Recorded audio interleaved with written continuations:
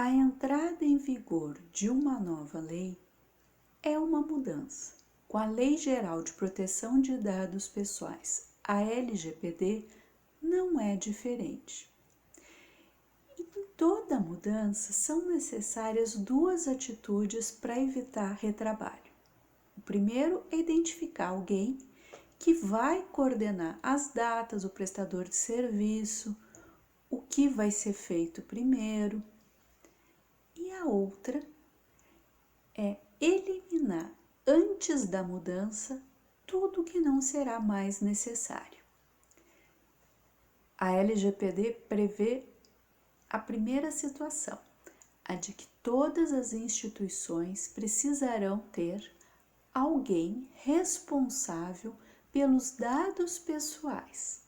Que nem as instituições de saúde possuem um responsável técnico, ou os projetos de engenharia possuem um arquiteto ou engenheiro que se responsabiliza pelo que está sendo feito, a LGPD exige que seja indicado alguém, uma pessoa ou uma empresa, que se responsabilize pelos dados pessoais. Talvez você que esteja me assistindo seja essa pessoa, mas eu vou deixar isso para um outro momento, essa escolha de quem deveria ser o responsável, porque existem alguns critérios que ainda não estão muito claros. A LGPD prevê que vai existir uma autoridade nacional de proteção de dados e essa autoridade vai esclarecer, vai regulamentar várias questões que a lei trata de uma forma genérica. Mas, de qualquer forma, para evitar retrabalho, quanto menos documento inútil você tiver, melhor. Eu, quando vou trabalhar em empresas como prestadora de serviço, como advogada, não é raro eu orçar, precificar um serviço com base num escopo que o cliente dá e depois descobrir que o escopo não era bem aquele. E geralmente essa alteração é ou porque existiam documentos, contratos que não estavam ali, ou porque havia contratos naquele escopo que já não estavam mais vigendo. E isso certamente impacta no resultado final, no tempo de entrega da situação, do diagnóstico, melhor dizendo. Então, sem qualquer mão de obra qualificada, sem precisar entender se existe ou não existe em um documento um dado pessoal, é perfeitamente possível, sem qualquer prejuízo, já eliminar todos os documentos, documentos físicos e documentos digitalizados, até mesmo arquivos de minutas que tenham dados de outras pessoas e você nem sabe por que eles estão ali consumindo memória da sua rede, do seu computador.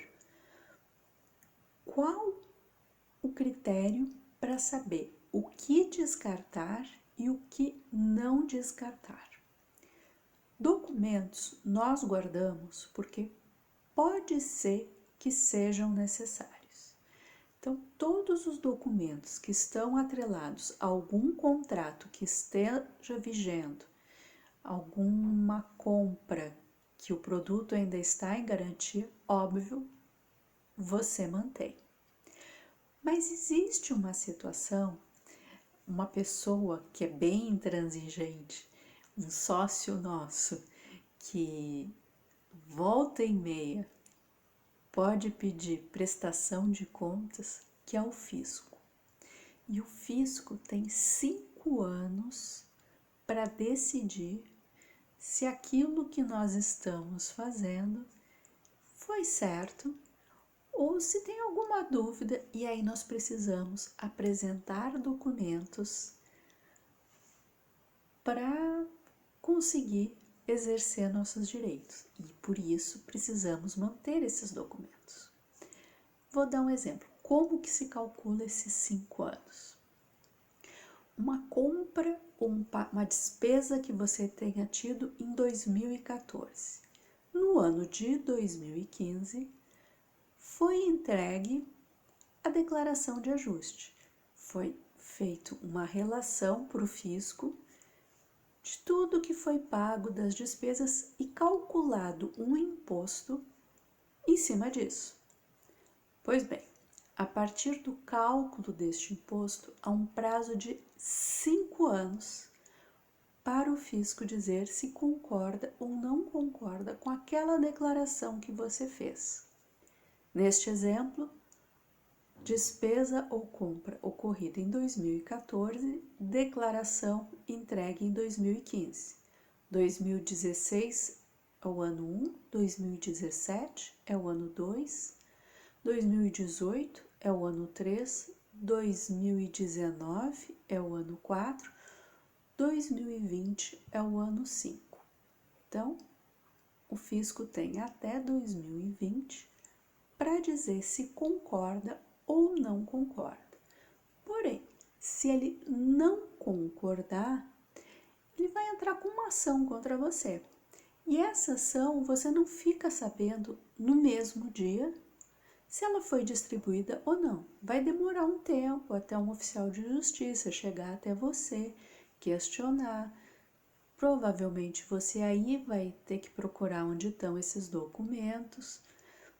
Então, vamos considerar que até 2020 o fisco pode questionar, mas talvez no decorrer de 2021 é que você saiba que houve o questionamento. Então, uma compra feita ou uma despesa realizada em 2014, eu só eliminaria esse documento em 2022. E aí, com base nisso, você faz o cálculo, né? Seria até 2011, acho que é isso, poderia eliminar despesas e compras feitas que não estejam atreladas a um contrato vigente. Porque, lógico, se você está desde 2011, 2010 locando o mesmo imóvel, mantenha todos os comprovantes, porque é um contrato que ainda está vigente. Ou, por exemplo, você comprou uma máquina e essa máquina está sendo depreciada na sua contabilidade. Vale a pena perguntar para o seu contador se ele está fazendo algum tipo de depreciação dos seus ativos. Se ele estiver fazendo isso, isso influencia no cálculo do imposto. Então, são 5 anos depois que acabar essa depreciação. Isso de uma forma bem conservadora para não correr o risco de jogar fora algum documento que você precise. Feito isso, já vai diminuir bastante tudo que você vai ter que analisar se tem dado pessoal ou se não tem dado pessoal.